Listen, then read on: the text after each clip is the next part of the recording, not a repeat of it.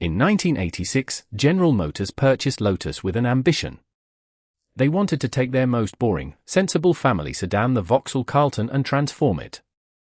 The head of GM Europe wanted to inject raw, mechanical adrenaline into a brand known mostly for supermarket runs. He handed the project over to Lotus boss Mike Kimberley, giving him a blank check to engineer a monster. The engineering team originally wanted to shove a massive Corvette V8 under the hood, but when it physically would not fit, they rolled up their sleeves and re-engineered GM's existing 3-liter straight-six engine instead. They bored the block out to a massive 3.6 liters, slapped on a custom 24-valve cylinder head, and bolted on twin Garrett turbochargers.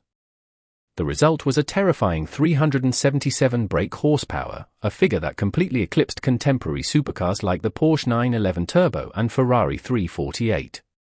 The build process itself was an absolute logistical nightmare born from intense corporate jealousy. Opel's German assembly workers resented the fact that Lotus was stealing their flagship car to make something better, so they refused to cooperate with a seamless production line. Instead, fully completed, functional Carltons had to be built in Germany, driven off the line, and then shipped across the English Channel to the Lotus headquarters in Hethel, Norfolk. Once there, Lotus mechanics rudely stripped the brand new cars to pieces. They used plasma cutters to hack away the pristine factory wheel arches to fit massive wider wheels, heavy-duty AP racing brakes, and aggressive aerodynamic body kits. No standard General Motors gearbox could handle the engine's brutal, tire-shredding torque, forcing Lotus to steal the heavy-duty 6-speed manual transmission straight out of the Chevrolet Corvette ZR1. Finally, every single car was sprayed in a menacing, ultra-dark shade called Imperial Green. When the Lotus Carlton finally hit British roads in 1990 with a staggering price tag of £48,000, it didn't just turn heads, it sparked a massive national panic.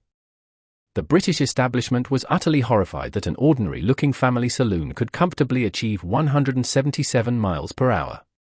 Daily tabloids launched furious, front-page moral crusades demanding the car be outright banned from public roads. The controversy became so intense that the vehicle's sheer speed was aggressively debated by politicians inside the Houses of Parliament.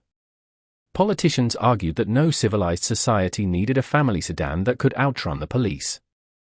The car's outlaw legacy was permanently cemented in 1993 through the infamous story of a stolen Lotus Carlton bearing the registration plate 40RA. A criminal gang in the West Midlands snatched the vehicle and used its supercar performance to conduct a string of high-speed, midnight ram raids. Local police forces, trapped inside their sluggish Rover and Austin Metro Patrol cars, were completely powerless to stop them.